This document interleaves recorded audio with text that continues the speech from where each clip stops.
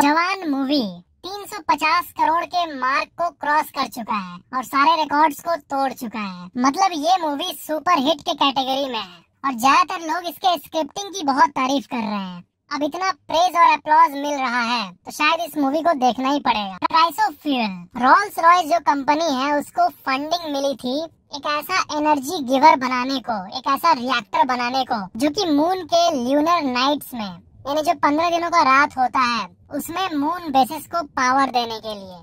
दिन में तो सोलर पैनल से यानी सूरज के धूप से काम चल जाएगा, लेकिन रात को पावर देना है अगर, वो भी एफिशिएंटली, तो न्यूक्लियर एनर्जी ही एक ऐसा तरीका है। तो ट्राइसो फ्यूल नाम का एक ऑब्जेक्ट वैज्ञानिकों ने बनाया है जो कि इंसानी बेसिस को मून पर पावर दे सके, और इसरो और नासा दोनों इसी को यूज करेगी अगर मैन्ड मिशन हुआ तो, या फिर लॉन्ग टर्म मिशन हुआ तो। यानी मोटा मोटा बात यही है कि स्पेस का फील्ड जो कि ठप हो चुका था बहुत दिनों तक, वो फाइनली वापस रिवाइव हो चुका है बॉलीवुड की तरह। इंडिया में डीमैट अकाउंट अभी हाईएस्ट रफ्तार से बढ़ रहा है। जैसे जैसे अवेयरनेस बढ़ रहा है स्टॉक मार्केट के प्रति, ये एक्सेप्शनली ग्रो हो रहा है और स्टॉक मार्केट भी अभी रैली में है। 2018 में यानी आज से 5 साल पहले 3.5 करोड़ डीमैट अकाउंट्स थे इंडिया में, और 5 सालों में अभी ये 13 करोड़ को छूने जा रहा है। वैसे स्टॉक मार्केट इन्वेस्टमेंट्स अभी सबको ही करना चाहिए ताकि इंडिया के ग्रोथ के साथ साथ आपका पैसा भी बढ़ सके।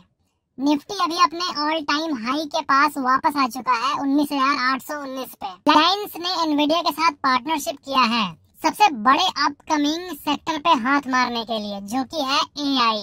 तो उसको देखते हुए अब टाटा ने भी हाथ मिला लिया है एनवीडिया के साथ, क्योंकि वो इस अपॉर्चुनिटी को मिस नहीं करना चाहती। एआई सॉल्यूशन की सर्विस बिल्ड करना चाहती है पब्लिक के लिए। इसमें आपके प्रॉब्लम का सॉल्यूशन एआई निकालेगी, एआई एप्लीकेशंस और बहुत कुछ। ऐसा कहा जा रहा है कि जो ग्लोबल एआई रेस है वो अब फुल स्पीड में है। सेंट्रल गवर्नमेंट ने 4,100 करोड़ रुपए खर्च किया है G20 में। जो ओरिजिनल बजट जो एलोकेट हुआ था वो था 990 करोड़, लेकिन इवेंचुअली इतना खर्चा हो गया। इसके पहले इंडोनेशिया में जो 2022 में G20 समिट हुआ था उसमें 364 करोड़ रुपए लगे थे। उसके पहले जो जापान में हुआ था उसमें 2600 करोड़ खर्चा हुआ था, और ये 2019 में हुआ था। उसके पहले 2018 में अर्जेंटीना में 931 करोड़ खर्चा हुआ था। 2017 में जर्मनी में हुआ था ये, और तब 642 करोड़ लगे थे। तो ये था पास्ट रिकॉर्ड, लेकिन इस बार इंडिया ने एक्सेप्शनली ज्यादा खर्चा किया है। इसके ऊपर डिबेट्स भी हो रहे हैं ऑफ कोर्स, क्योंकि 4,100 करोड़ 2 दिन के इवेंट के लिए खर्चा हुआ है। और भारत की कंट्रोवर्सी और आगे बढ़ गई है, क्योंकि इस बार पीएम मोदी जिस जगह पर बैठे थे वहाँ पर जो नेम बोर्ड लगा हुआ था उसमें भारत लिखा हुआ था, इंडिया के बदले। पास्ट में जो भी G20 समिट्स हुए हैं हर बार इंडिया लिखा रहता है, लेकिन इस बार पहली बार ऐसा हुआ कि भारत लिखा हुआ है। मेरे ख्याल से इंडिया वर्सेस भारत का डिबेट होना ही नहीं चाहिए, क्योंकि ये अपना देश है और कॉन्स्टिट्यूशन में साफ साफ लिखा हुआ है इंडिया दैट इज भारत, यानी दोनों सेम है। हम दोनों को फ्रीली यूज कर सकते हैं, लेकिन फिर भी इसके ऊपर डिबेट हो रही है। और दुनिया भी अब जान रही है कि भारत और इंडिया दोनों नाम है हमारे देश का।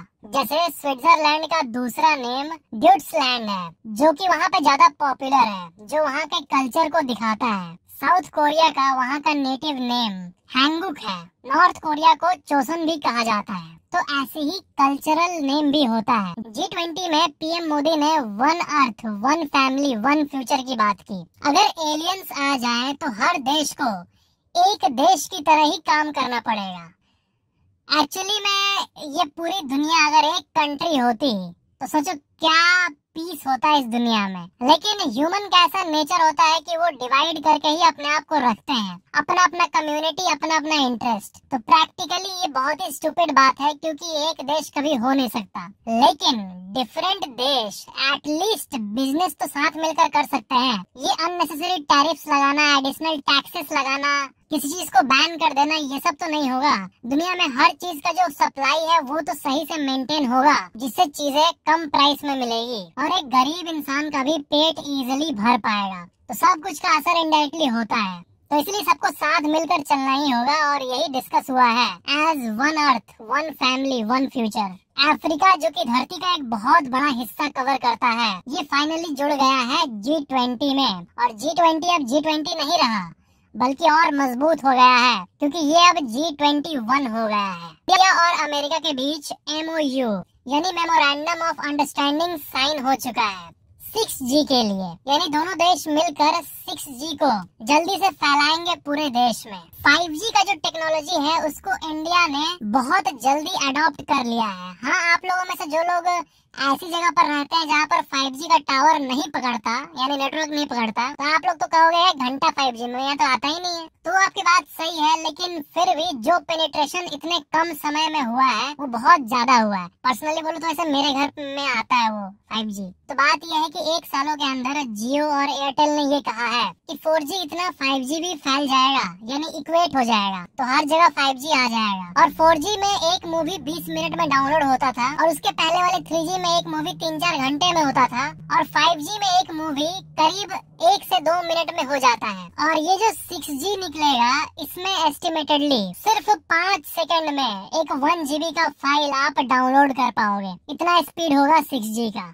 तो क्योंकि यूएसए और इंडिया के बीच इसी को डेवलप करने का साइन हो चुका है, एग्रीमेंट हो चुका है, बहुत बड़ा चेंज आएगा इस दुनिया में। Indian middle east Europe trade corridor, finally ये मैप अनाउंस हो गया है, और ये इतिहास का सबसे खास कॉरिडोर है जो कि इंडिया और मिडिल ईस्ट और यूएसए को कनेक्ट करेगा। India, UAE, Saudi Arabia, Europe, France, Italy, Germany और यूएस, ये सारे देश इससे कनेक्ट हो जाएंगे। होगा ये कि सारे देशों के बीच में रेल नेटवर्क्स बनेंगे और रोड नेटवर्क्स बिछेंगे, जिससे ट्रेड आसान हो जाएगा, मूवमेंट ऑफ गुड्स आसान हो जाएगा। मैंने कल भी कहा था ये बात और आज भी कह रहा हूँ कि जब देश के लीडर्स आपस में साथ बैठकर और सबके ग्रोथ के लिए बात करते हैं, तब सबको ही फायदा होता है।